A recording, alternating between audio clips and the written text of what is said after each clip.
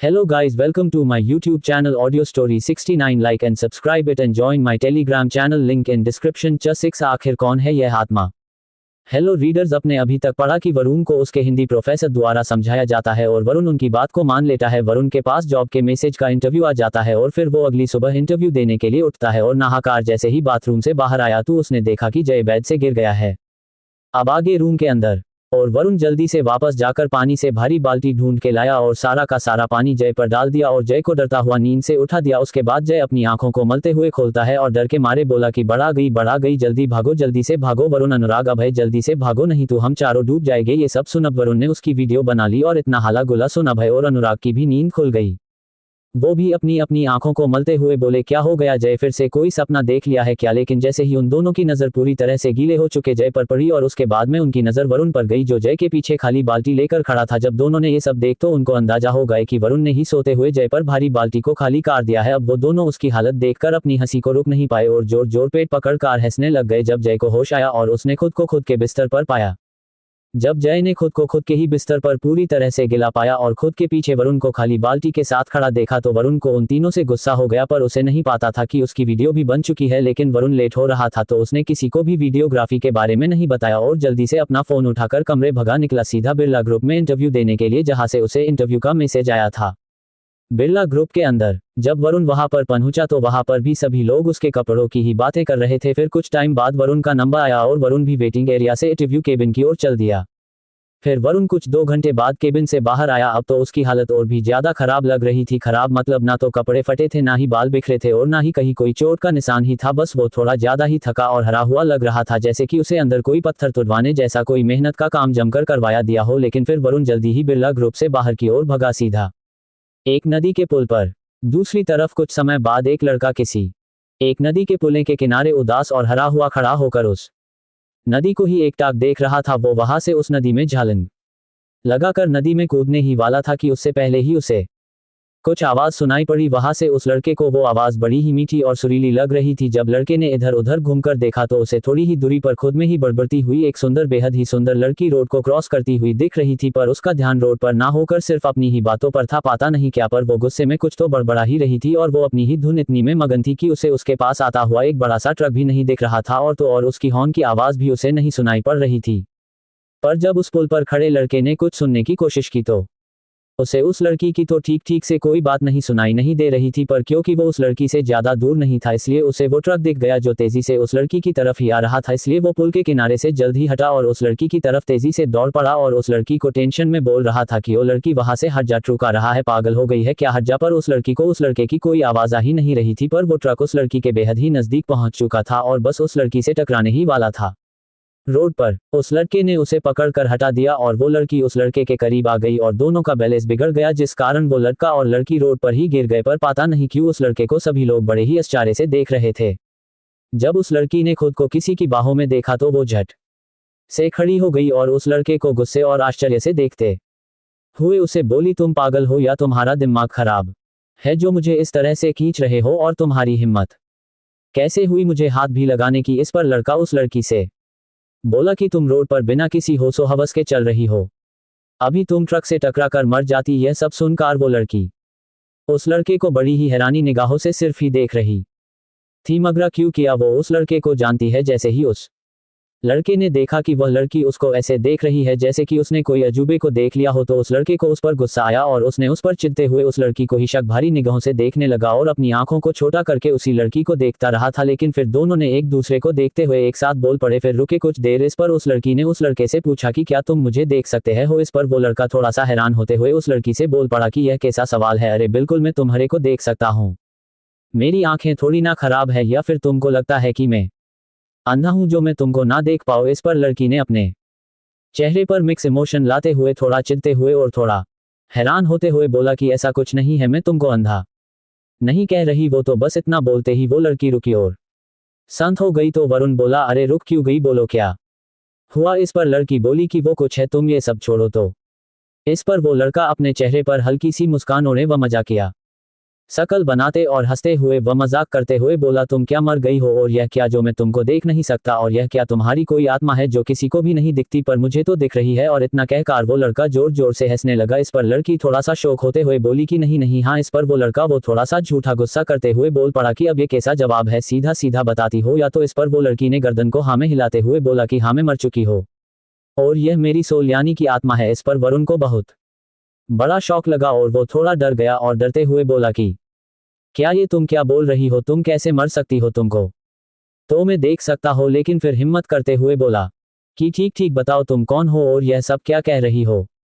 इस पर लड़की थोड़ा सीरियस होती हुई बोली कि हाँ सच में मैं मर चुकी हो। इस पर वो लड़का थोड़ा डरते हुए बोला कि तुम कैसे मर गई। इस पर उस लड़की ने उस लड़के को सीधा सीधा जवाब ना देकर उसे ही सवाल कर लिया और उसे ही पूछ लिया कि पहले तुम मुझे बताओगे कि तुम तो इंसान हो ना। इस पर उस लड़के ने डर के मारे अपनी गर्दन को ऊपर नीचे करके हाँ में हिला दिया। तो इस पर वो लड़की बोली तो फिर तुम इंसान होते हुए मुझे कैसे देख सकते हो, ये सब कैसे, तुम कोई तांत्रिक या जादूगर हो क्या, कैसे, आखिर तुम इस दुनिया के नियम के विपरीत कैसे जा सकते हो, आखिर कैसे। तो इस पर वो लड़का कुछ सोचने लगा और फिर उसे उसके साथ हुआ कुछ देर पहले का क्या याद आ गया। तो वो थोड़ा सा आश्चर्य के साथ बोला, खुद में ही बोल पड़ा, नहीं यह नहीं हो सकता, मतलब वो इंसान सही बोल रहा था।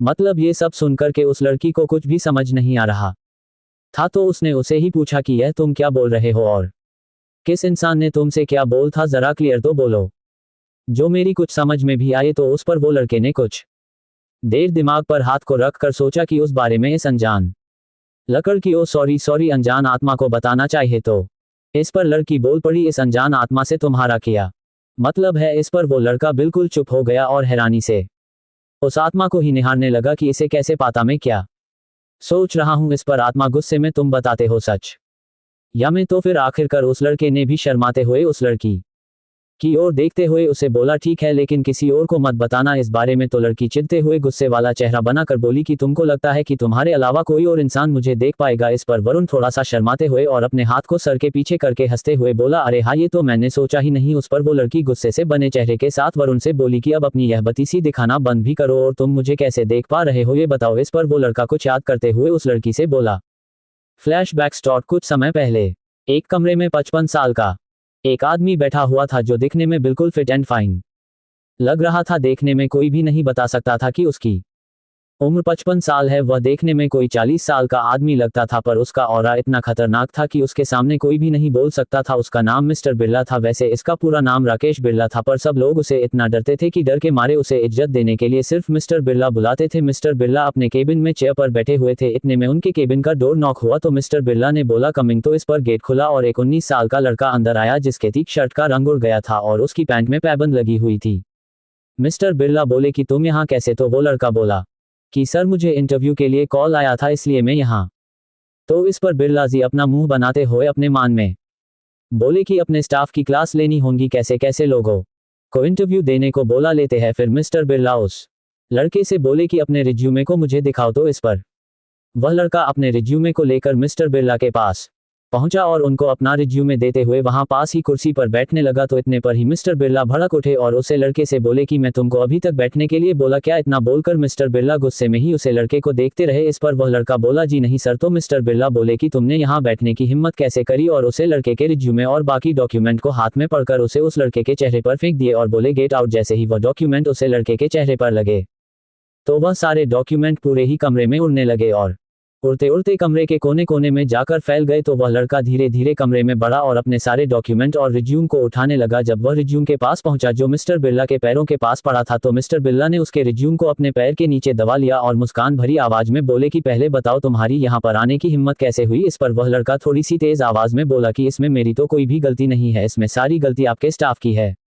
उन्होंने ही मुझे इंटरव्यू के लिए पहले मैसेज करा और फिर कॉल करके बुलाया। फिर जब उसे लड़के की यह सारी बातें हुई तो मिस्टर बिरला को ऐसा सुनकर उसे लड़का पर बहुत तेज गुस्सा आने लगा और फिर वह उसे लड़के के रिज्यूम को अपने दोनों हाथों में पकड़कर पढ़ने लगे और उसे रिज्यूम के बहुत छोटे छोटे टुकड़े कर दिए और उसे फिर से हवा में उड़ा दिया जिससे वह टुकड़े केबिन में फैल गए। और फिर गुस्से में वह लड़के से बोले कि अब इन हर टुकड़े को उठाओ और अपने जेब में डालो वापस से इस कमरे में, तो क्या इस पूरी बिल्डिंग के भी आसपास नजर मत आना, नहीं तो मैं तुमको मैं जेल में बंद करवा दूंगा। इसके बाद वो लड़का आंखों में आंसू को भरकर एक एक टुकड़ा समझने लगा। जब वह लड़का टुकड़े समेत रहा था तो इतने में बिरला साहब का फोन रिंग हुआ। जैसे ही बिरला साहब ने फोन को देखा तो वह डर गए और डर के मारे फोन उठाया और डरते हुए बोला कि हेलो। जब बिरला साहबा डर रहे थे तो उन्हें डरता हुआ वो लड़का देख रहा था और सोच रहा था कि यह किसका कॉल आया जो इसको भी डरा दिया, कौन है वो शख्स जो इसे भी बड़ा है। काश इतना ही बोल पाया कि उसने सुना कि बिरला बोल रहा है कि नहीं नहीं सर ऐसा नहीं है, पर वो कैसा दिखता है, उसका नाम क्या है, कुछ बताइए, मैं उसे कैसे पहचानूंगा। इस पर दूसरी तरफ से कुछ बोला गया। जैसे ही बिरला ने वो सुना और फिर उस लड़के को देखा, फिर जैसे ही गलती से उसकी नजर उसके कागजों पर गई तो वो सुन रह गया। उसको पसीना आने लगा, उसको अपने ऊपर तलवार लटकी महसूस होने लगी, उसके पैरों तले जमीन खिसक गई।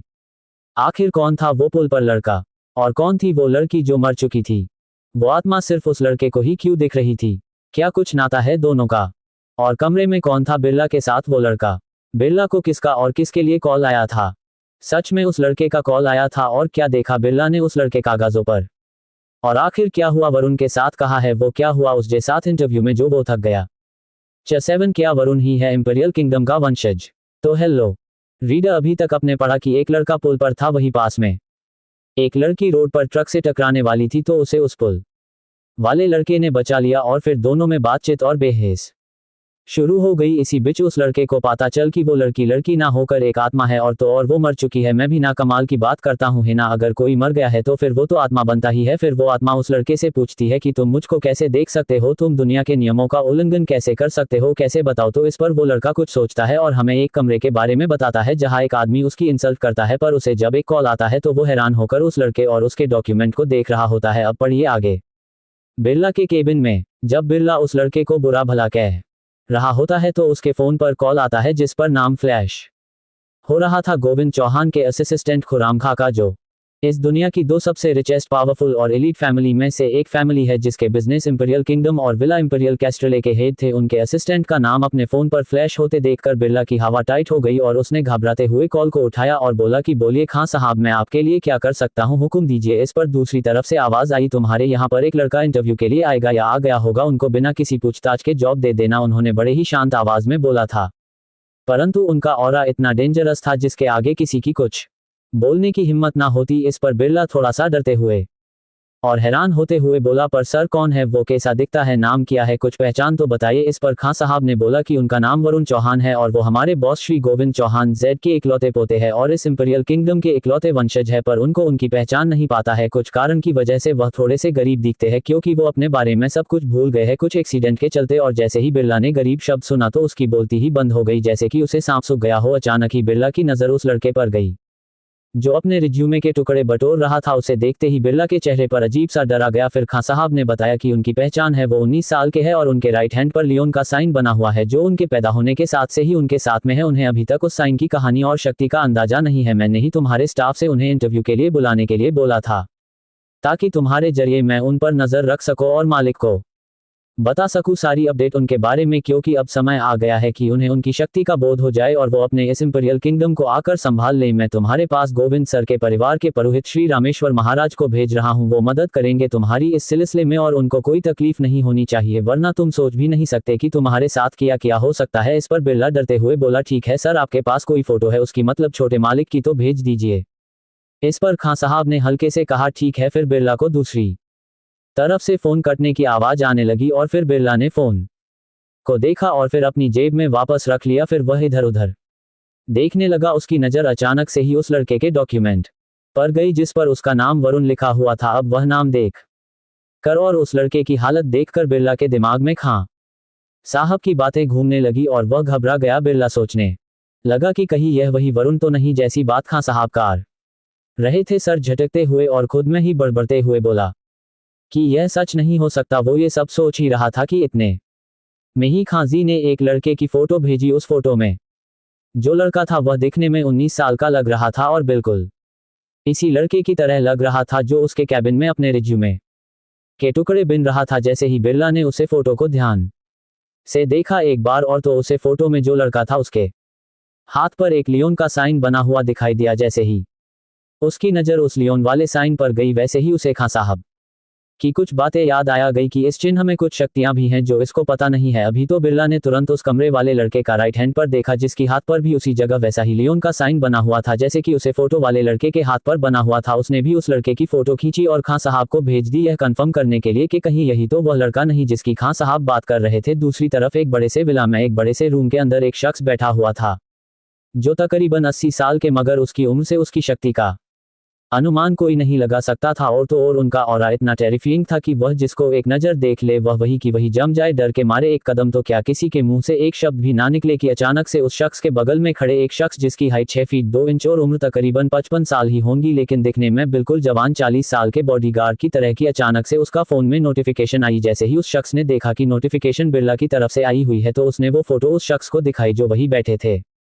उस शख्स ने फोटो को खोला और उस फोटो को देखकर सुकून लिया। वो फोटो उसी के पुते वरुण की ही फोटो थी। वो शख्स जो खड़ा होकर फोटो दिखा रहा था वो खुराम खां था और जो बैठकर फोटो को देख रहे थे वो कोई और नहीं गोविंद चौहान ही थे जो अपने ही इंपीरियल कैस्ट्रेले के एक बड़े से रूम में बैठे थे। फिर खां साहब ने बिरला को मैसेज किया कि यही उनके मालिक का पोता वरुण है, इसका ख्याल रखना। वरना जब बिरला ने खां साहब का मैसेज आते हुए देखा और उसने पढ़ा कि यही उनका पोता है तो उसकी आंखों के आगे पूरी तरह से अंधेरा सा छा गया। उसे कुछ समझ नहीं आ रहा था कि वह क्या करे। वह सोच रहा था कि उसे यह क्या हो गया, उसे इस दुनिया के सबसे 2 अमीर खानदान में से एक शख्स के पोते का अनादर कर दिया है। और यह सब सोच सोचकर बिरला को घबराहट हो रही थी। फिर उसने तुरंत अपने चेहरे पर एक मुस्कान उधते हुए वरुण को उठाया और बोला, ये तुम क्या कर रहे हो? ये बोलकर मिस्टर बिरला ने वरुण को बिना कुछ बताए उठाया और अपनी कुर्सी पर बैठा दिया और उसे पानी पिलाते हुए बोला कि मुझे माफ कर दो, मेरे से गलती हो गई। पर अचानक से बिरला के तेवर और रवैया बदलते देख वरुण को कुछ भी समझ नहीं आया। वो हैरान होते हुए अचानक से सोचने लगा कि यह क्या हो गया जो मिस्टर बिरला बदल गए और किसका कॉल आया और उसके कॉल से मेरा क्या लेना देना। वरुण ये सब सोच ही रहा था कि इतने में केबिन का डोर नॉक हुआ और सेक्रेटरी अंदर आई और बोली कि सर कोई रामेश्वर महाराज आए हैं। और वो सेक्रेटरी कुछ आगे बोल पाती इतने में बिरला ने जैसे ही सेक्रेटरी के मुंह से रामेश्वर महाराज सुना उसके चेहरे का रंग ही उड़ गया और वो घबराते हुए वह अपनी सेक्रेटरी से तुरंत बोल पड़ा कि तुम पागल हो क्या, इतने खास शख्स को बाहर क्यों रखा है, जल्दी से उन्हें अंदर भेजो। जब सेक्रेटरी ने यह सुना कि उसके बॉस उसको ही पागल बोल रहे हैं तो वो चिढ़ते हुए बोली कि यस बॉस, जो आप बोले। पर उसे यह समझ नहीं आ रहा था कि इतना अकड़ू इंसान इतना सिंपल कैसे बोल रहा है। जब सेक्रेटरी ने अपने बॉस की चेयर पर उस फटीचे को बैठे देखा तो उसे कुछ समझ ही नहीं आया। पर जब उसने बिरला को देखा कि वो वरुण की चापलूसी कर रहा है और अपना पसीना पूछ रहा है तो उसको कुछ समझ नहीं आया कि यह लड़का कौन है जिसको हमारे बॉस भी हैंडल नहीं कर पाए और उनको भी इस फटीचे के सामने झुकना पड़ेगा। और वह ये है सब कैसे हुआ था, क्यों हुआ, कब हुआ। इन्हीं सब सवालों को खुद में ही बड़बड़ती हुई बॉस के केबिन से बाहर निकल गई। फिर उसे सेक्रेटरी में जो महाराज रामेश्वर बाहर बैठे थे उनको बोला कि आपको बॉस के अंदर केबिन में बुला रहे हैं। ये सुनकर रामेश्वर महाराज खड़े हो गए और उसे सेक्रेटरी के पीछे पीछे चलने लगे जो बॉस के केबिन तक में ले जा रहा था। फिर 20 के केबिन के बाहर सेक्रेटरी ने पहुंचकर दरवाजा खोला और बॉस से बोला कि बॉस यह महाराज रामेश्वर है जो बोल रहे हैं कि उनको अपने ही बुलाया है। जब बिरला ने देखा कि उसके केबिन के बाहर एक 90 साल के पुरोहित के कपड़ों में एक इंसान खड़ा है तो उसने बड़े ही आदर भाव से उनका स्वागत करा। वैसे बिरला ने रामेश्वरम महाराज जी का नाम तो बड़ा सुना था पर कभी देखा नहीं था क्योंकि रामेश्वर महाराज चौहान परिवार के फैमिली पुरोहित थे, इसलिए उनको सिर्फ उन्हीं के परिवार की पूजा पाठ यज्ञ हवन आदि समारोह में शामिल किया जाता था और वह किसी और की यहाँ नहीं जाते थे। इसलिए जैसे ही बिरला ने रामेश्वर महाराज को देखा तो उनके पैरों में जाकर गिर गया और उनसे आशीर्वाद देने लगा। जैसे ही वरुण ने बिरला को उन महात्मा के पैर छूते हुए देखा तो उसे विश्वास नहीं हुआ कि इतना आगडू इंसान किसी महात्मा के आगे कैसे झुक सकता है। वैसे ही उसे कुछ याद आने लगा। वरुण को लगा कि अभी जिसका फोन आया था बिरला के पास, लगता है इन महात्मा का उस परिवारों से कोई ताल्लुक रखते हैं, तभी बिरला इनको इतने आदर भाव से देख रहा है और उसके चेहरे पर एक अलग से ही भाव दिखने लगे। लेकिन वरुण को यह समझ नहीं आ रहा था कि बिरला उसकी चापलूसी क्यों कर रहा है, क्योंकि ना तो उसका ताल्लुक इस महात्मा से था और ना ही उसे फोन कॉल वाले परिवार से था। फिर बिरला उसको इतनी इंपॉर्टेंस क्यों दे रहा है। तभी वरुण के कानों में कुछ आवाज सुनाई पड़ी। जब उसने आवाज की दिशा में देखा तो उसने देखा कि महात्मा बिरला से पूछ रहे हैं कि वह लड़का कहाँ है जिसकी बात तुमसे खां साहब ने करी थी। तो इस बात पर बिरला ने अपनी उंगली वरुण की दिशा में कर दी। बिरला की उंगली वरुण खुद की दिशा में देखकर बहुत ही शौक में था। वरुण को लगा कि मैं इसे बिरला का क्या बिगाड़ा है जो हर बात में मुझे ही खासियत लेता है। इसका नाम तो बिरला नहीं बिल्ला ही होना चाहिए, हरकतें बिल्कुल बिल्ले वाली ही है इसकी। जब महात्मा ने बिरला की उंगली की दिशा में देखा तो उन्होंने पाया कि एक कुर्सी पर 19 वर्षीय लड़का बैठा है। जब उन्होंने उसे ध्यान से देखा तो उन्हें उसके सीधे हाथ के अंगूठे के नीचे एक लियोन का साइन एल बना दिखा। जिसे देखकर वह पहचान गए कि यह वही है जिसको वो इतने सालों से ढूंढ रहे थे। फिर वह महात्मा वरुण के पास जाकर बोले, तुम्हारा नाम क्या है? इस पर वरुण बोला कि मेरा नाम वरुण है और इस चैनल में कुछ भी याद नहीं है अपने बारे में। तुम? महात्मा जी थोड़ा मुस्कुराते हुए और गंभीर भाव से बोले कि तुम अपनी पिछली जिंदगी के बारे में सब कुछ भूल चुके हो। मैं तुमको वही याद दिलाऊंगा कि तुम कौन थे, कि परिवार से थे, किस ताल्लुक रखते थे और तुम्हारे फैमिली में कौन कौन है और क्या काम करते हैं। जय वरुण ने महात्मा के मुंह से यह बातें सुनी कि वो उसको और उसके परिवार को जानते हैं तो वह हैरान होकर उन्हें देखने लगा। वह उनसे बहुत कुछ पूछना चाहता था पर समझ नहीं आ रहा था कि शुरुआत कहां से करें। उसे पूछना था कि आप कौन हो और मुझे पहचानते कैसे हो और आपका मेरे परिवार के साथ में क्या ताल्लुक है और वो उनसे इसी तरह का बहुत कुछ जानना चाहता था, लेकिन उसे कुछ समझ नहीं आ रहा था कि क्या पूछे, कैसे पूछे, कहां से शुरू करें। इसलिए उसने सब कुछ इकट्ठा ही पूछ लिया। उसके इतने सारे सवाल सुनकर महात्मा को हंसी आने लगी और वह बोले कि तुम क्या हो, कैसे हो, क्यों हो, किस लिए हो, मैं तुमको सब बताऊंगा। तुम अपना धीरज मत खो, तुम्हें तुम्हारे हर सवाल का जवाब मिलेगा, बस तुम धीरज रखो।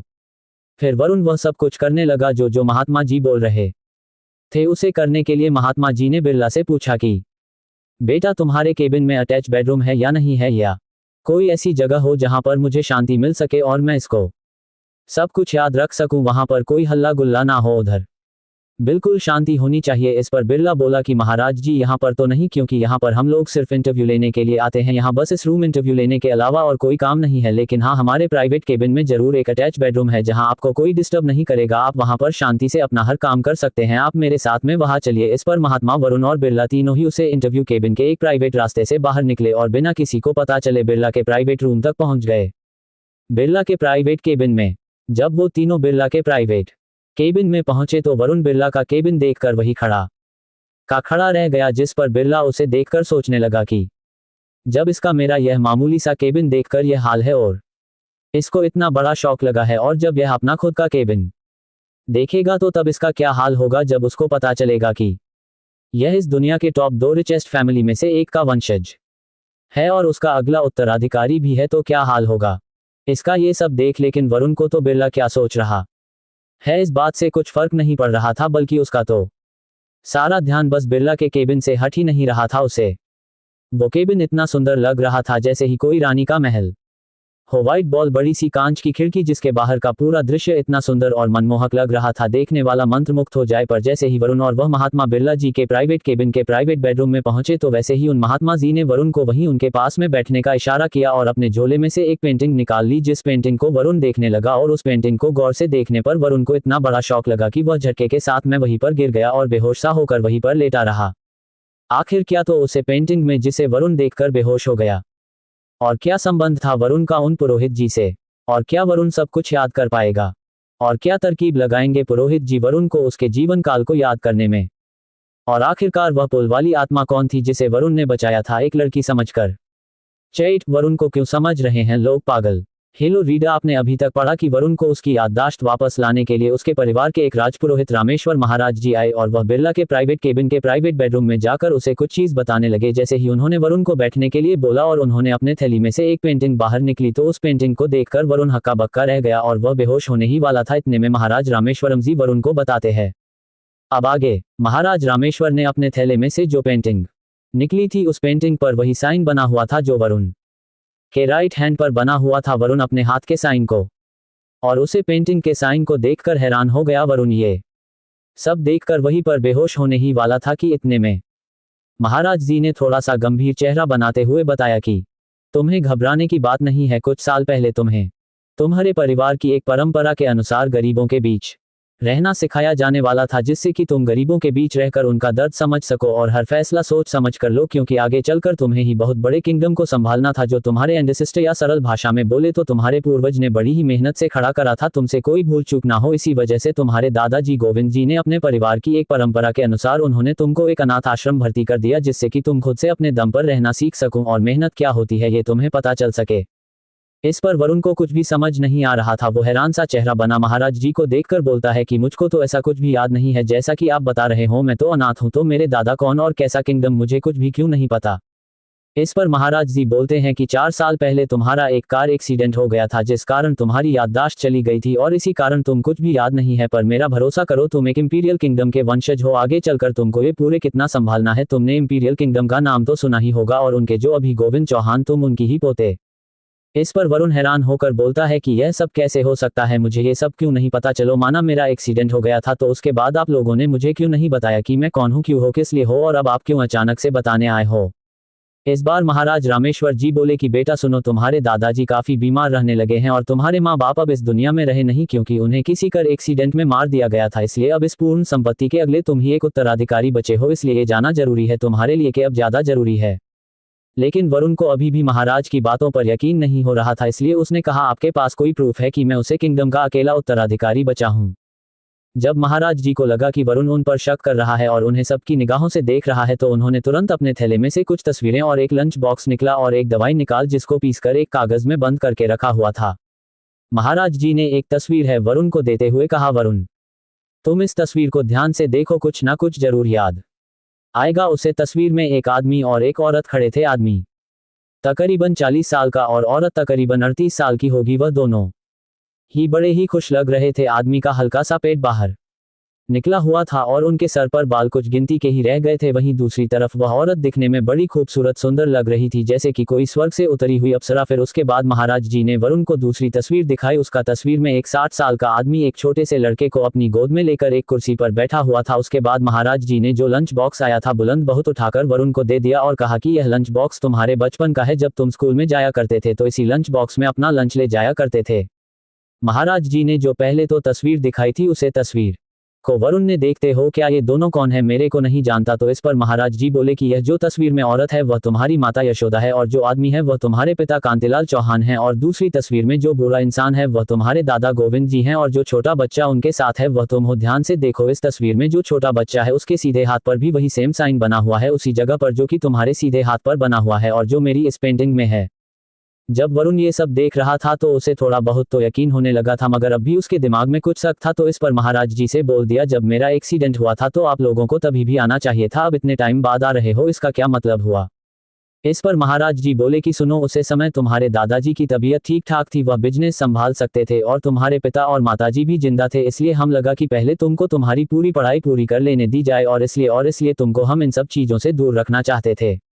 लेकिन जब महाराज जी ने देखा कि वरुण को अभी भी उनकी बातों पर यकीन नहीं हो रहा है तो फिर इस पर महाराज जी ने अपने थैले में से एक टेप रिकॉर्डर निकाला और उसे वरुण को देते हुए कहा, इसमें तुम्हारी माता यशोदा जी की कुछ आवाज है और उनकी आवाज में गाने रिकॉर्ड कर रखे हैं जिसे सुनकर तुमको सब कुछ याद आ जाएगा, क्योंकि बचपन में तुमको उनके गाने की इतनी आदत थी कि तुम इनका गाना सुने बिना सोते भी नहीं थे।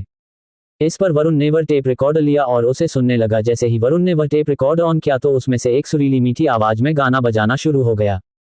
लोरी आ लेके चलूं तुझको एक ऐसे देश में, आ लेके चलूं तुझको एक ऐसे देश में, मिलती हैं जहां खुशियां परियों के भेष में, मिलती हैं जहां खुशियां परियों के भेष में, परियों के भेष में। आ लेके चलूं तुझको, हो चांद चाहे आधा हो फिर भी रोशनी, हो चांद चाहे आधा हो फिर भी रोशनी, उम्मीद जो ना छूटे, हर बात है बनी रातों के सुर से निकले सुबह की रागिनी।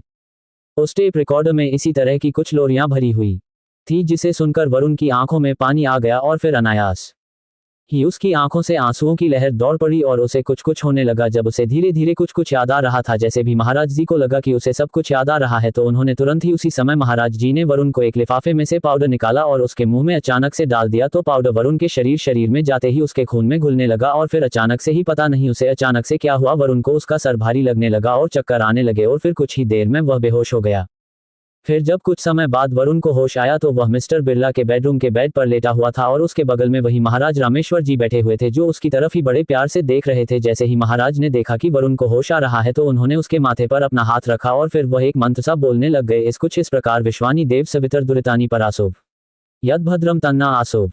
उसके बाद महाराज जी ने वरुण के सीधे हाथ को उस जगह से पकड़ा जहां पर वह लियोन का साइन बना हुआ था और फिर से उन्होंने यही मंत्र दोबारा से दोहराना शुरू करा। लगभग महाराज जी यही प्रक्रिया तकरीबन 1 घंटे तक करते रहे, जिस कारण वरुण इतना अधिक थक गया कि थकान के मारे वे एक शब्द तो क्या अपने हाथ की कोई उंगलियां भी नहीं हिला पा रहा था। वरुण जैसे ही होश में आता महाराज जी उसके माथे पर हाथ रखते हैं, उसके साइन पर हाथ रखते और फिर मंत्र बोलते, वरुण दोबारा बेहोश हो जाता। वरुण दोबारा से होश में आता, महाराज जी दोबारा उसके माथे पर हाथ रखते हैं, उसके साइन पर हाथ रखते और फिर दोबारा से यही मंत्र बोलते, वरुण दोबारा बेहोश हो जाता। ताकि बनिया प्रक्रिया पूरे 1 घंटे तक चली। उसके बाद जब ये प्रक्रिया 1 घंटे बाद खत्म हुई और वरुण होश में आया तो उसने गुस्से के कारण महाराज जी को देखा और उनसे गुस्से में ही पूछने लगा कि यह आप क्या कर रहे हो, मुझे बार बार होश में लाते हो, उसके बाद दोबारा से बेहोश कर देते हो, ये सब क्या चल रहा है। इस पर महाराज जी हंसते हैं और वरुण से बोलते हैं कि ऐसा कुछ नहीं है, ये जो भी मैं कर रहा था ये प्रक्रिया तुम्हें साइन में छुपी हुई शक्तियों को जागृत करने के लिए कर रहा था। इस प्रक्रिया से अब तुम्हारे साइन की सारी शक्तियां जागृत हो चुकी हैं और यह धीरे धीरे बढ़ने लगेगी। इसके कारण तुम में एक अनोखी शक्ति का जन्म होगा। इस पर वरुण हैरानी से महाराज जी को देखने लगा और आश्चर्य से पूछने लगा कि महाराज शक्ति कौन सी शक्ति, कैसी शक्ति, किस तरह की शक्ति है, ये बताना। शक्ति का राज वरुण इतना ही बोल पाया कि उसके दिमाग में एक हलचल हुई और वह बोला, महाराज जी यह क्या है, आप भी कहाँ ये बेतुकी सी बातें लेकर बैठ गए, इन बातों को कोई मतलब नहीं है, शक्ति कोई नहीं होती है, ये तो अपने अंदर का विश्वास होता है। इस पर महाराज बोले कि तुम्हें भरोसा हो या ना हो इस साइन में शक्ति है और वह शक्ति तुम्हारी अंदर आत्मा से जुड़ी हुई है। उसे शक्ति के द्वारा तुम विश्व की किसी भी आत्मा को देख सकते हो, उससे बात कर सकते हो और यहाँ तक कि तुम अपने सीधे हाथ से उसे आत्मा को छू भी सकते हो, क्योंकि तुम्हारा साइन सीधे हाथ पर बना हुआ है, इसलिए तुम उसे आत्मा को अपने सीधे हाथ से स्पर्श कर सकते हो, पकड़ सकते हो, पर अपने शरीर के और किसी अंग से तुम हो सब आत्मा को नहीं छू सकते।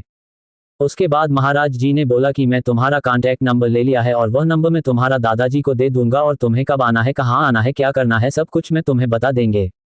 उसके बाद वरुण को महाराज की बातों पर 1% भी यकीन नहीं हुआ और वह तुरंत ही उसे प्राइवेट केबिन से जुड़े हुए रास्ते से निकला और इंटरव्यू केबिन से बाहर निकालकर बिरला ग्रुप की बिल्डिंग से बाहर की तरफ भागने लगा। वरुण बिल्डिंग से बाहर निकालकर नदी की तरफ भागा और कुछ समय बाद नदी के पुल पर जाकर खड़ा हो गया। Flashback and. जब उस आत्मा ने उसे लड़के यानी वरुण के मुंह से यह सारी बातें सुनी तो वह आश्चर्यचकित होकर वरुण को ही देखने लगी और फिर उसे एकदम से याद आया कि वरुण ने उसे उसका हाथ पकड़कर ही साइड में कर लिया था रोड से, ताकि वह ट्रक से ना टकरा जाए। अब उस आत्मा को वरुण पर यकीन हो गया कि यह वरुण कोई नॉर्मल इंसान नहीं है, इसके पास वाकई में ईश्वरीय शक्ति गई है, जिनके थ्रू यह आत्मा से बात भी कर सकता है और उनको छू भी सकता है। अब वरुण को भी महाराज जी की बातों पर यकीन हो गया कि वह भी शक्ति के बारे में सच बोल रहे थे, कि उसमें कोई शक्ति है जिसके थ्रू मैं आत्माओं से बात कर सकता हूं और उन्हें छू भी सकता हूं। उसके बाद जब वरुण और वह आत्मा ये सब सोच ही रहे थे, तभी वरुण को एकदम से याद आया कि यह आत्मा है कौन और जिस लड़की की आत्मा उसके सामने खड़ी है, अगर वह लड़की मर चुकी है तो फिर उसकी आत्मा इसे मृत्यु लोक से अभी तक आजाद क्यों नहीं हुई है और वह लड़की आखिरकार मरी कैसे, इसके पीछे क्या राज है।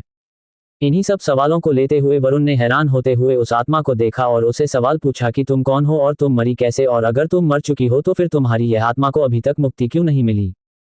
जब वरुण ने उस आत्मा से यह सारे सवाल पूछे तो वह आत्मा भी कुछ समय के लिए सोच में पड़ गई कि इसको सच बताना ठीक रहेगा, कहीं ये भी तो उन लोगों से नहीं मिला जिन्होंने मुझे मार दिया।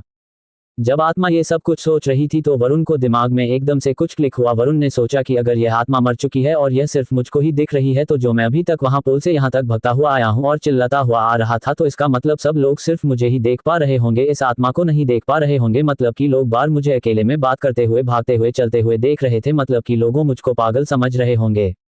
जब वरुण के दिमाग में ये सारी बातें आने लगी और उसने आसपास नजर दौड़ाई तो सच्ची में सभी लोग सिर्फ वरुण को ही बड़ी हैरानी से और आश्चर्यचकित होकर सिर्फ वरुण को ही देखे जा रहे थे और उसे बड़े अजीब से रिएक्शन मिल रहे थे लोगों द्वारा।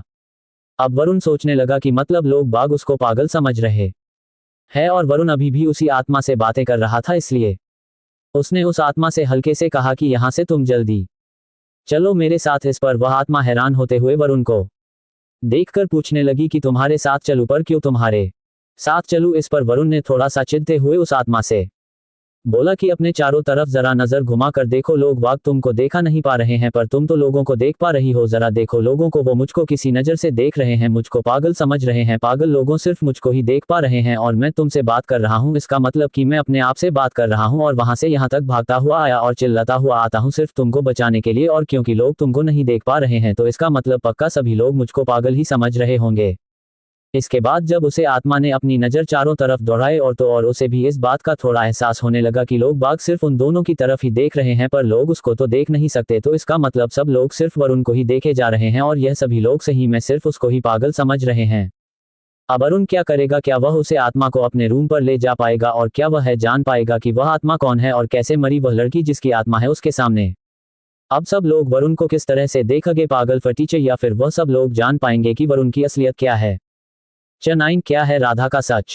अभी तक आपने पढ़ा कि वरुण को उसकी पहचान के बारे में पता चल गया कि वो इंपीरियल किंगडम का उत्तराधिकारी है और उसकी मां यशोदा और पिता कांतिलाल का देहांत हो चुका है और उसके दादा गोविंद जी की भी तबीयत खराब है और जो उसके सीधे हाथ पर लियोन का साइन बना है वो उसके जन्म से ही उसके साथ है और उसमें आत्माओं से बात करने की और उसी साइन वाले हाथ से आत्माओं को टच करने की शक्ति है, जिसे उस आत्मा को अब समझ आ जाता है कि वो उसको कैसे देख सकता है और उसे टच भी कर सकता है। लेकिन क्योंकि सिर्फ वरुण ही उस आत्मा को देख सकता है तो बाकी लोग जब वरुण को देखते हैं तो उनको वरुण खुद से ही बातें करता दिखता है, जिसे सभी वरुण को पागल समझने लगते हैं। इस पर वरुण और वो आत्मा मामले नज़गत और उसकी हालत को समझकर वरुण के रूम पर चले जाते हैं।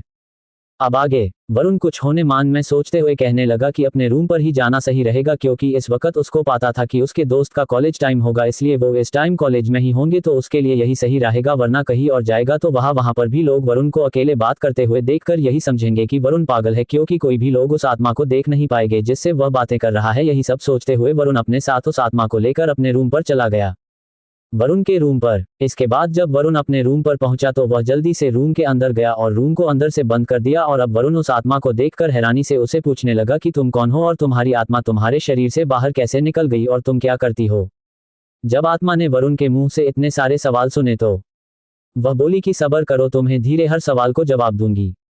तुम शर्मा ग्रुप के बारे में तो जानते ही होंगे। उस आत्मा ने वरुण से बोला, हाँ हाँ बिल्कुल, शर्मा ग्रुप के बारे मैं कौन नहीं जानता, मुझे भी पता है कि शर्मा ग्रुप काफी रिच फैमिली में और उनकी वेल्थ में से एक वह काफी अच्छी दिल्ली में पकड़ रखते हैं। इस पर वह आत्मा थोड़ा सा शर्माते होते और सर को नीचे करके वरुण से बोली कि हाँ, जो शर्मा ग्रुप के हेड हैं दीनदयाल शर्मा, वह मेरे पिताजी हैं और उनके पास काफी पैसा और प्रॉपर्टी होने के कारण उनके जो छोटे भाई लोकेश शर्मा है वह सारा का सारा पैसा और जायदाद हड़पना चाहते हैं। और क्योंकि मेरे पिताजी के कोई बेटा नहीं है तो उनके बाद अगली उत्तराधिकारी मैं ही बनूंगी, तो इसलिए उनके छोटे भाई मुझे खत्म करके उनके बीच की रुकावट को हटाना चाहते हैं, क्योंकि मेरे पिताजी की मृत्यु के बाद में ही अगली उत्तराधिकारी हूं। अगर मैं खत्म हो जाऊंगी तो फिर अपने आप ही सारी की सारी जायदाद, पैसा, प्रॉपर्टी सब कुछ अपने आप ही मेरे चाचा जी के पास चली जाएगी। जब वरुण ने ये सब सुना तो उसके चेहरे पर थोड़ा सा गुस्सा दिखाने लगा, क्योंकि वरुण को पता था कि जहां पैसा पर होता है वहां पर कोई भी रिश्तेदार सगे नहीं होते, सभी लोग सिर्फ पैसे, पावर, कनेक्शन के ही भूखे होते हैं, उन्हें बस पैसा और पावर ही दिखते हैं। इसका मतलब साफ है कि जहां पैसा होता है वहां पर खतरा ही खतरा होता है। वरुण को जब अपनी पहचान के बारे में नहीं पता था तो उसने 4 साल तक यही सब कुछ देखा था कि जिसके पास पैसा है उसके पावर होती है, वह जो चाहे वह कर सकता है, और जिसके पास पैसा नहीं है वह गली के आवारा कुत्ते से भी बेकार हो जाता है। दुनिया वाले गरीबों को कचरा, फटीचे और भी पता नहीं कितने ताने दे देकर परेशान करते रहते हैं। जब वरुण ये सब सोच ही रहा था तब उस आत्मा ने बोला कि मेरा नाम मरने से पहले राधा शर्मा था, तो इसलिए तुम मुझको आत्मा बोलना बंद करो, मुझे मेरे नाम से बुलाया करो। इस वरुण कुछ सोचते हुए बोला कि नाम तो तुम्हारा काफी अच्छा है राधा, हम न इस नाम। तो वरुण बोला, लेकिन तुमने मुझे ये तो बताया नहीं कि तुम ये आत्मा, मेरा मतलब तुम खत्म कैसे, मतलब कि तुम कैसे आत्मा बन गई। जब राधा ने वरुण के मुंह से यह सवाल सुना तो वह चेहरे पर थोड़े सीरियस भाव लाते हुए बोली कि इससे पहले भी मेरे चाचा ने मुझे करने की तो काफी कोशिश करी थी पर वह कभी सफल नहीं हो पाए। जैसे कभी उन्होंने मेरी कार का एक्सीडेंट करवा दिया, या कभी मेरी कार के ब्रेक फेल करवा दिए, या फिर कभी मेरी खाने में जहर मिला दिया, या फिर उन्होंने कुछ गुंडे भेजे जो मुझे मार पाए ताकि मेरे पापा की सारी प्रॉपर्टी मेरे चाचा जी के नाम पर चली जाए। लेकिन मेरे चाचा जी मुझे कभी भी ना मार पाए। मैं कुछ ना कुछ करके कैसे ना कैसे करके कभी खुद बच निकली, तो कभी मेरे को मेरे पापा जी द्वारा मेरी रक्षा के लिए लगाए गए बॉडीगार्ड ने बचा लिया। वरुण बड़ी ध्यान से राधा की बातें सुन रहा था, लेकिन वह अचानक से बीच में बोल पड़ा, लेकिन तुम मेरी कैसी है तो बताओ, मुझे ये जानना है कि जब तुम्हारे पास बॉडीगार्ड थे, सुरक्षा थे, तब तुम कैसे मर गई और तुम्हारी आत्मा तुम्हारी शरीर से बाहर निकल गई तो मुक्ति क्यों नहीं मिल पाई। इस पर जब राधा ने वरुण के ये सवाल सुन तो वह थोड़ी मायूस होकर बोलने लगी है कि एक सुबह जब मैं उठी और फिर उठकर अपने खुद के ऑफिस द मॉडर्न लेडी जाने लगी, जो मैंने अपने दम पर शुरू करा था। राधा के ऑफिस में जब मैं अपने ऑफिस की बिल्डिंग के गेट के बाहर पहुंची और जब बिल्डिंग के अंदर घुसने लगी तो मेरे पेयून ने मुझको प्रसाद देने लगा, और जब मैंने उसकी तरफ देखा और उससे पूछा कि तुम ये किस चीज का प्रसाद बांट रहे हो। इस पर पेयून बोला कि मैडम जी, मैंने एक मन्नत मांगी थी और वह मन्नत अब पूरी हो चुकी है, तो उसी खुशी में मैं ये प्रसाद बांट रहा हूँ। जब मैंने ये सुना तो मैंने भी प्रसाद ले लिया, पर उसको ग्रहण नहीं किया और सीधा अपने ऑफिस की ओर बढ़ गई और अपने ऑफिस की चेयर पर बैठकर अपने ऑफिस का काम देखने लगे। और फिर पता नहीं काम करते करते कब लंच का टाइम होने लगा, तो इस पर मैंने अपने असिस्टेंट को बुलाकर उससे बोला कि पेयून को बाहर से कहकर कुछ हेल्थी फूड मंगवा लो, मैं अपना लंच नहीं लाई हूँ। इस पर असिस्टेंट बोली, ठीक है मैम, अभी मंगवाती हूँ आपके लिए हेल्दी फूड। उसके बाद असिस्टेंट ने पेयून को बोलकर मेरे लिए कुछ हेल्दी फूड मंगवा लिया, जो वह फूल लेकर मेरे ऑफिस के केबिन के अंदर आया। तो मैंने भी ज्यादा देर ना करते हुए सीधा पेयून से लंच लिया और पेयून को बाहर जाने बोल कर मैं लंच करने लगी। फिर लंच करने के बाद मैं वापस से अपने काम में लग गई, क्योंकि अगले 1 घंटे में मेरी एक क्लाइंट के साथ लेडीज के ट्रेंडिंग फैशन पर मीटिंग थी और यह मीटिंग होने के बाद में मेरा बिजनेस आज ही ऊंचाई को छूने वाला था। इसलिए जल्द ही मीटिंग की पीपीटी बनाई और जल्द ही काम खत्म करके मैंने ऑफिस से बाहर निकल के अपनी BMW कार में बैठकर अपने क्लाइंट के बताई जगह होटल मूनलाइट पहुंची तो मुझे ऐसा फील हुआ कि जैसे मुझे कोई मेरे ऑफिस द मॉडर्न लेडी से ही फॉलो कर रहा हो। लेकिन राधा ने वरुण को बताया कि क्योंकि वो वहां पर बिजनेस की मीटिंग के लिए गई थी तो उसने ज्यादा गौर ना दिया और सीधा होटल मूनलाइट में जाकर किसी को ढूंढने लगी। जैसे ही राधा को उसका क्लाइंट दिखाई दिया तो वह तुरंत ही क्लाइंट की ओर बढ़ गई और कुछ समय के बाद वह क्लाइंट के पास पहुंच गई और क्लाइंट के सामने जाकर बैठ गई है और फिर वह क्लाइंट राधा को लेकर उसके बॉस के पास चला गया जहां जिनके साथ राधा की मीटिंग होनी थी। और जैसे ही राधा उसे मीटिंग रूम में पहुंची तो वह जाकर सीधा ही उस शख्स के सामने जाकर बैठ गई और उससे बातें करने लगी। फिर ज्यादा टाइम वेस्ट ना करते हुए राधा ने सीधा ही उसे सबसे मीटिंग की बात कर ली कि आखिरकार इस द मॉडर्न लेडीज का बिजनेस को कैसे बढ़ाए। जिस तरह से देखिए, इंपीरियल किंगडम से लेकर बिरला ग्रुप तक, खुराम खां से लेकर राकेश बिरला, हर बड़े बिजनेसमैन ने किसी न किसी फॉर्मूले और सीक्रेट से अपने बिजनेस को छोटे से बड़े तक बढ़ाया है। तो इस पर राधा के सामने वाला शख्स राधा से बोल के आप अपने बिजनेस को आगे बढ़ाने के लिए किसी एक्सपीरियंस बिजनेस कोच की मदद ले सकते हैं जो बिजनेस में आने वाली इश्यूज को दूर करते हैं और आपको बिजनेस की बारीकियां भी सिखाते हैं। मैं आपको 7 उपाय बताता हूं, इसके जरिए आप अपने बिजनेस को आगे बढ़ा सकते हो। 1. मार्केट रिसर्च, बाजार को समझें। यदि आप अपना व्यवसाय बढ़ाना चाहती हैं तो आपको अपनी मार्केट की समझ बढ़ानी होगी। आपको अपने प्रतिस्पर्धियों के काम पर नजर रखनी चाहिए कि वे क्या कर रहे हैं, आप उनके मुकाबले कैसे हैं, आप अपने कंपटीटर्स के मुकाबले कहां खड़े हैं। इतना ही नहीं, आपको समय समय पर यह भी देखना चाहिए कि आपकी मार्केटिंग गतिविधियां सफल हो रही हैं या नहीं। इसलिए अपने बिजनेस को आगे बढ़ाने के लिए आपको रोजाना अपडेट करते रहना होगा। साथ में आपको ये जानने की कोशिश करनी चाहिए कि पहले आपका बिजनेस कैसा था और आज आपका बिजनेस कितना आगे बढ़ चुका है। 2. अपने आप को कुछ समय टाइम अवश्य दें। अक्सर लोग जब कोई बिजनेस शुरू करते हैं तो हर वक्त अपने बिजनेस के मुनाफे के बारे में सोचते हैं, जिससे कई बार वे खुद को समय नहीं दे पाते हैं, जिससे लोग कई चीजों को समझना बंद कर देते हैं। एक व्यवसायी के लिए यह महत्वपूर्ण है कि वह अपनी ताकत और कमजोरियों की पहचान करने के लिए खुद को कुछ समय दे, क्योंकि जितना अधिक समय हम नई चीजें सीखने और अपने बिजनेस को अपने दम पर बढ़ाने में लगाएंगे उतनी ही तेजी से हम अपने बिजनेस को बढ़ाने में सफल होंगे। ग्राहकों की समस्याओं को पहचानें और समाधान प्रदान करें।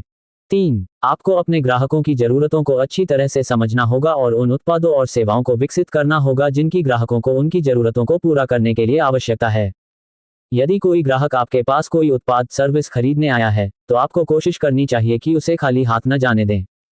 एक अच्छे व्यवसायी की सफलता का रहस्य अपने ग्राहकों को अच्छी सेवा देना है। इसलिए आपको ग्राहक की समस्या को देखते हुए जल्द से जल्द उसका समाधान देना चाहिए। 4. बिजनेस व्यवसाय में रिस्क जोखिम को समझें और उसे कम करने की कोशिश करें। आपके लिए सब कुछ नियंत्रित करना असंभव है, लेकिन आपकी कंपनी और इसके विकास के इंटरनल और एक्सटर्नल रिस्क को सीमित करने या कम करने के कई तरीके हैं। व्यवसाय बीमा बिजनेस इंश्योरेंस है। इसलिए अपने बिजनेस के रिस्क को कम करने के लिए आप इंश्योरेंस की मदद ले सकते हैं। जैसे जैसे आपका व्यवसाय बढ़ता है, न केवल आप अपना स्वयं का डेटा एकत्र कर सकते हैं, बल्कि आप नए स्थान या उपकरण संसाधन जोड़ते हैं। आपके पास डेटा एकत्र करने एवं उसे एनालिसिस का एक साधन होना चाहिए ताकि बिजनेस रिस्क जोखिम को कम किया जा सके। डिजिटल मार्केटिंग का इस्तेमाल करें। 5. योजक चिन्ह। बिरला ग्रुप की सफलता का राज यह है कि वे आज डिजिटल मार्केटिंग का इस्तेमाल कर रही हैं। जैसा कि आप जानते हैं, आज हर कोई सोशल मीडिया से जुड़ा हुआ है। डिजिटल मार्केटिंग एक बेहतरीन और किफायती मार्केटिंग सिस्टम है। अपने प्रोडक्ट का ऑनलाइन प्रमोशन कर सकते हैं। ज्यादातर लोग सोशल मीडिया की फेसबुक, इंस्टाग्राम, व्हाट्सएप आदि पर एक्टिव रहते हैं, जिसका इस्तेमाल आप अपने ग्राहकों को बढ़ाने के लिए कर सकते हैं। 6. लागत नियंत्रण, कॉस्ट कंट्रोल। व्यावसायिक खर्चों को नियंत्रित करना जरूरी है ताकि आपके पास ज्यादा पैसे बच सकें। आप अनावश्यक खर्चों को कम करके और संचालन को कारगर बनाने के तरीके ढूंढकर अपने बिजनेस की कुल लागत कम कर सकते हैं और अपने लाभ मार्जिन में वृद्धि कर सकते हैं। 7. Business collaboration. बिजनेस में ग्रोथ लिए व्यावसायिक सहयोग भी एक महत्वपूर्ण एस्पेक्ट है। यह विविध दृष्टिकोणों और विचारों को एक साथ लाकर अधिक से अधिक नवाचार और रचनात्मकता को भी जन्म दे सकता है, जिससे बिजनेस में भविष्य में नए अवसर और विकास हो सकते हैं। तो इन 7 बताओं को अपने बिजनेस में अपनाकर राधा जी आप अपने बिजनेस को कई गुना बढ़ा सकते हैं। कंक्लूजन। अंत में, आमतौर पर सभी बिजनेसमैन, कारोबारी, व्यापारी अपने बिजनेस कारोबार को आगे बढ़ाने के लिए हर तरह के प्रयास करते रहते हैं। कई बार ये अपने इन प्रयासों में सफल भी हो जाते हैं और इन्हें व्यापार में मनचाही तरक्की भी मिल जाती है। जब राधा ने अपने सामने स्टेटस की सारी बातें सुनाई तो समझ आ गया कि बिजनेस को बढ़ाने के लिए बहुत सी चीजों को सामना करना पड़ता है और बहुत सी चीज को ध्यान रखना पड़ता है। इसी तरह की कुछ बातें करने के बाद राधा की मीटिंग खत्म हो जाती है और वह होटल मून नाइट से बाहर निकल जाती है और फिर राधा सीधा अपने बंगले की तरह जाने लगती है। रास्ते में उसको कार चलते चलते अचानक से राधा को चक्कर से आने लगते हैं जो आज तक कभी नहीं हुआ। उसके बाद वह धीरे धीरे करके बेहोश हो जाती है और जब उसकी आंख खुलती है तो वह किसी गुफा के अंदर किसी पत्थर पर लेटी होती है और उसके सामने उसके चाचा जी होते हैं जो बाबा से कुछ बातें कर रहे थे। चाचा जी बाबा से बोल रहे थे कि इसका कुछ करना पड़ेगा, अगर यह जिंदा रही तो इसकी प्रॉपर्टी जायदाद में से कुछ भी मुझको नहीं मिल पाएगा। बाबा ने कहा कि इसका मेरे पास एक उपाय है पर उसके लिए तुम्हें कुछ करना पड़ेगा। इसके बाद उसे बाबा ने चाचा जी के कान में कुछ बोला जिसको सुनकर चाचा जी के चेहरे पर एक डेविल सी मुस्कान आ गई और उन्होंने तुरंत ही अपना फोन बाहर निकाला और किसी शख्स को फोन लगाकर उनसे बोलने लगे कि हेलो, राधा को कुछ काम से बाहर जाना पड़ रहा है और वह 2-3 महीने तक घर नहीं आ पाएगी। जैसे ही राधा ने अपने चाचा की यह बात सुनी तो वह घबरा गई और डर भी गई। राधा कुछ बोलना चाहती थी पर वह कुछ बोल ना पाए और ना ही वह अपने हाथ पैर हिला पा रही थी क्योंकि उसके मुंह पर कपड़ा बंधा था और उसके हाथ पैर रस्सी द्वारा की किन्हीं पत्थरों से बंधे हुए थे जिस कारण राधा ना तो ज्यादा हिल पा रही थी ना ही कोई बोल पा रही थी। इसके बाद बाबा ने राधा के चाचा जी से कुछ बात कही जिसको सुनकर राधा को अचानक से बहुत बड़े झटका लगा और वह शौक के मारे वहीं बेहोश हो गई। आखिर राधा कार चलते समय कैसे बेहोश हो गई? राधा के चाचा उसको कहां पर लेकर आए थे से बांध रखा था और यह बाबा कौन थे जिन्होंने राधा को पत्थरों? राधा के चाचा ने किसको फोन लगाया था और को ऐसा क्यों कहा कि राधा 3 महीने तक घर पर नहीं आ पाएगी और राधा आप क्या कर पाएगी? इन सभी सवालों के जवाब जानने के लिए पढ़ते रहिए हमारी कहानी सीक्रेट एम्पायर और बिलियनियर सिर्फ आपके अपने पॉकेट नवल ऐप पर। चैटेंट चाचा जी तांत्रिक की मदद क्यों ले रहे हैं? अभी तक आप लोगों ने पढ़ा कि वरुण और वो आत्मा जिसका नाम राधा था, मरने से पहले वरुण को ये तो पता चल गया कि राधा पिताजी दीनदयाल शर्मा है और वो शर्मा ग्रुप के हेड है, लेकिन राधा के चाचा जी लोकेश शर्मा राधा के पिताजी को राधा को अपने रास्ते से हटाकर खुद शर्मा ग्रुप के हेड बनना चाहते थे।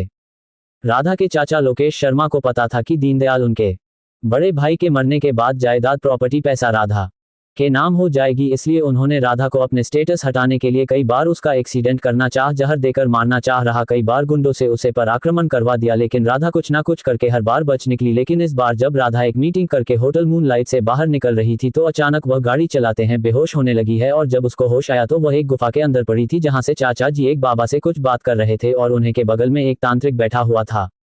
अब आगे गुफा के अंदर राधा ने सुना कि चाचा जी उस बाबा से कुछ बातें कर रहे थे। फिर बाबा ने चाचा जी के कान में कुछ बात कही जिसे सुनकर चाचा जी के चेहरे पर एक कनिंग स्माइल आ गई, जिसे देखकर राधा के शरीर के अंदर तक से हिरन की लहर दौड़ उठी और चाचा जी ने तुरंत ही अपना फोन निकाला और अपने बड़े भाइयों यानी कि राधा के पिताजी दीनदयाल शर्मा को फोन कर दिया और उनसे कह दिया कि राधा कुछ महीनों के लिए मीटिंग के लिए बाहर जा रही है, वह मुझे बताकर बाहर निकली है और आपका फोन नहीं लग रहा था इसलिए उसने मुझे बता दिया और बोला कि पिताजी को बता देना, मेरी चिंता ना करें।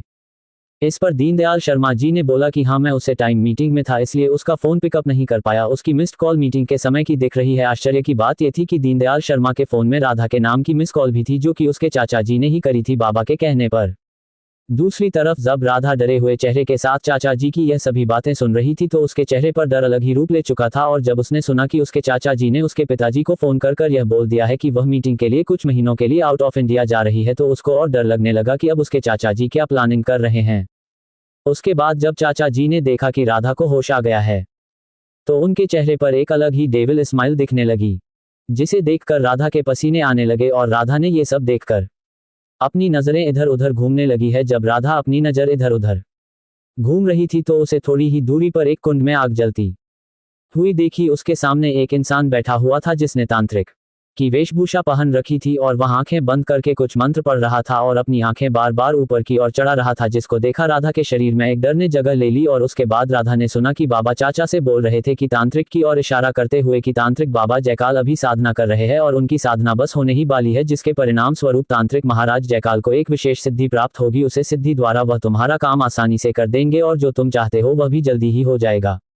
जहां पर वरुण को राधा अपनी आप बीती सुना रही थी वहीं पर दूसरी तरफ वरुण के घर में इंपीरियल कैसल के अंदर इंपीरियल कैसल के बड़े से हॉल के अंदर किंग साइज चेयर पर गोविंद जी बैठे हुए थे और उनके सामने वाली चेयर पर उनके परिवार की पुरोहित महाराज रामेश्वर जी विराजमान थे। वहीं पर गोविंद जी के बगल में उनका का खुर्रम खान खड़ा हुआ था। असल में जब गोविंद जी सर्वेंट ने देखा कि उनके मालिक के पारिवारिक पुरोहित महाराज रामेश्वर जी उनके इंपीरियल काजल के अंदर आ चुके हैं, तो उन्होंने जल्दी यह खबर खुराम खां कहां तक पहुंचा दी और खुराम खां द्वारा यह खबर डायरेक्ट गोविंद जी को मिली, जिसे सुनकर गोविंद जी के चेहरे पर एक अलग ही स्माइल आ गई और वह तुरंत ही महाराज जी का स्वागत करने के लिए अपने हाल में जा पहुंचे। जैसे ही गोविंद जी ने रामेश्वर जी के चेहरे पर स्माइल देखी तो वह समझ गए कि उन्होंने जिस काम के लिए इनको भेजा था उन्होंने वह काम कर दिया है, लेकिन गोविंद जी को रामेश्वर जी के मुंह से यह बात सुनाई थी।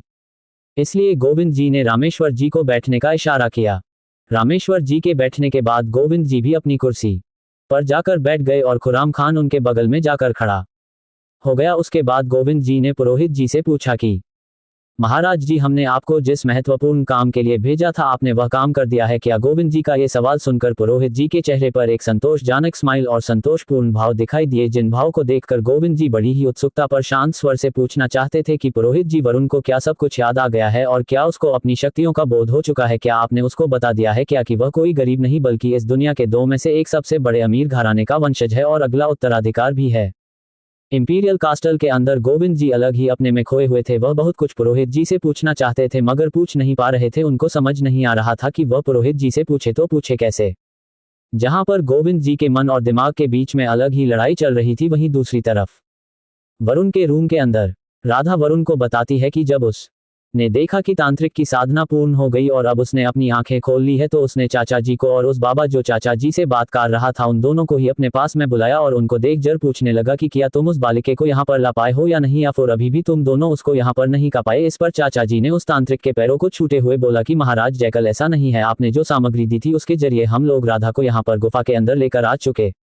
जब वरुण ये सारी बातें सुन रहा था राधा के मुंह से, तो उसे कुछ बात अपने मन में खटकने लगी और उसने राधा से तुरंत पूछ लिया कि जब चाचा जी के इतने सारे लाखों प्रयासों के बाद भी वो तुमको ना तो मार पाए ना कुछ कर पाए, तो फिर इस बार तुम्हारे चाचा जी कैसे सफल हो गए तुमको गुफा के अंदर लाने के प्रयासों में? तो इस सवाल को राधा सुनकर वरुण से बोली कि मैं खाना नहीं लाई थी इसलिए मेरे संग ये सब हो पाया। वरुण राधा से पूछने लगा कि तुम खाना नहीं ला पाई तो इस चक्कर में तुम उस गुफा के अंदर कैसे पहुंच गई?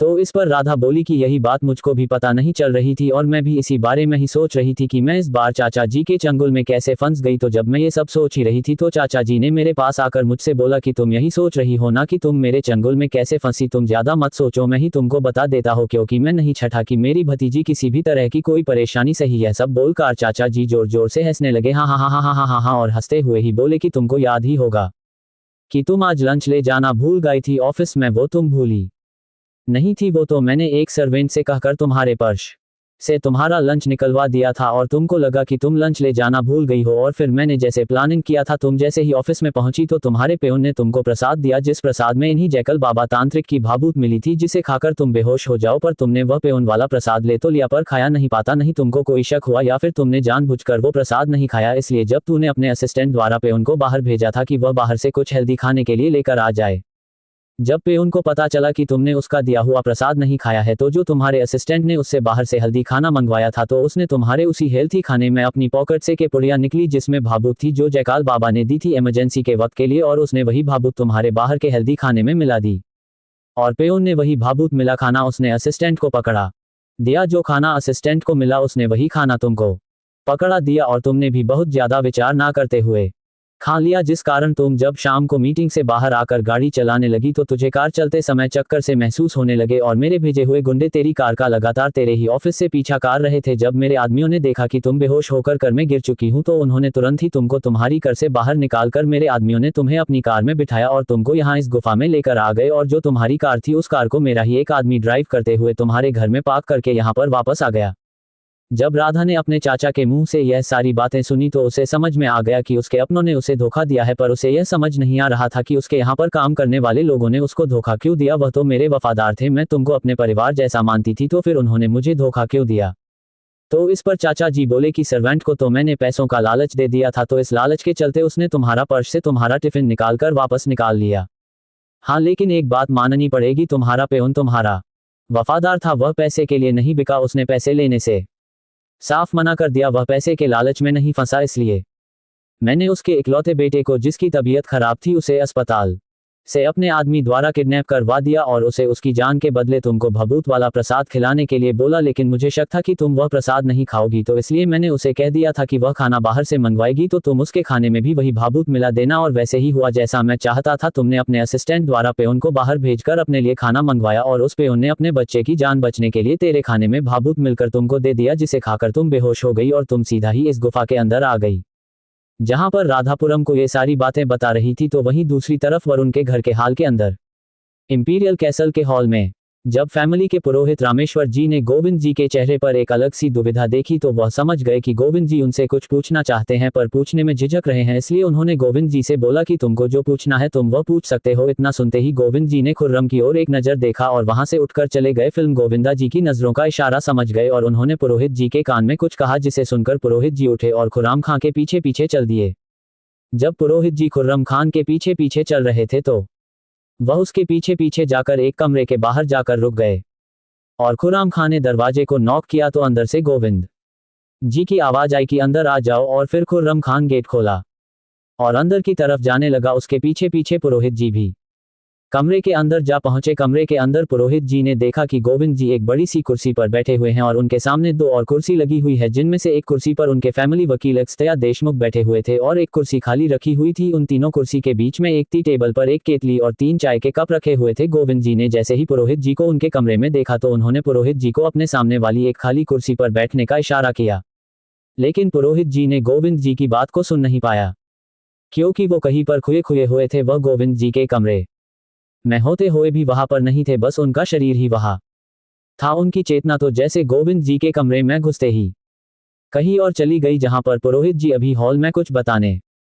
को आतुरता उनकी आंखों में दिख रही थी, वही अब उनके चेहरे पर एक अलग ही सुकून देखने को मिल रहा था। जब गोविंद जी ने खुद को इग्नोर होते हुए देखा तो उन्होंने थोड़ा सा सीरियस फेस एक्सप्रेशन के साथ खुर्रम की तरफ देखा, जिसे देखकर खुर्रम खान ने तुरंत ही पुरोहित जी को हल्का सा हिलाते हुए बोला कि महाराज जी आपको मालिक अपने सामने वाली दूसरी खाली पड़ी कुर्सी पर बैठने के लिए बोल रहे हैं। जैसे ही खुर्रम खान ने पुरोहित जी को अपने हाथों से हिलाया तब जाकर पुरोहित जी अपने होश में लौट आए और गोविंद जी की तरफ बढ़ गए और उनके सामने वाली दूसरी खाली पड़ी कुर्सी पर जाकर बैठ गए। अब एक बड़ी सर कुर्सी पर गोविंद जी बैठे हुए थे और एक कुर्सी पर उनके फैमिली वकील अक्षतया देशमुख और एक कुर्सी पर उनके फैमिली के राज पुरोहित जी श्री रामेश्वर महाराज बैठे हुए थे। जब गोविंद जी ने देखा कि पुरोहित जी उनके सामने कुर्सी पर बैठे हुए हैं तो उन्होंने पुरोहित जी की तरफ देखते हुए उनसे पूछा कि महाराज आप कहाँ खो गए थे, हमने आपको बैठने के लिए बोला पर आप कहीं किसी के ख्यालों में डूबे हुए थे।